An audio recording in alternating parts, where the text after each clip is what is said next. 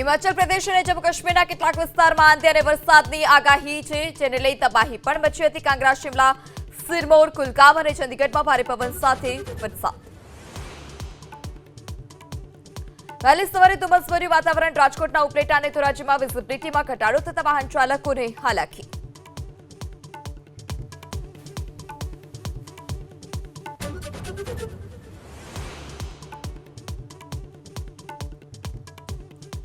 રાજ્યભરમાં ભીષણ ગરમીનું ટોર્ચર. રાજકોટ સહિત 3 શહેરમાં ગરમીનો પારો 42 ડિગ્રીને પાર. આજે બનાસકાંઠા અને કચ્છમાં ગરમીનું યલો એલર્ટ.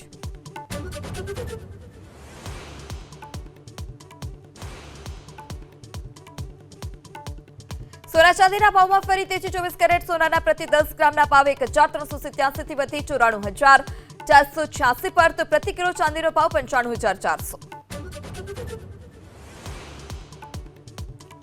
આઈપીએલની ટીમ માટે બીસીસીઆઈએ જાહેર કરી ચેતવણી. હૈદરાબાદના વેપારીથી સાવધાન રહેવા એલર્ટ. વિવિધ ટીમ સાથે વેપારીએ સંપર્ક કર્યાનો આરોપ.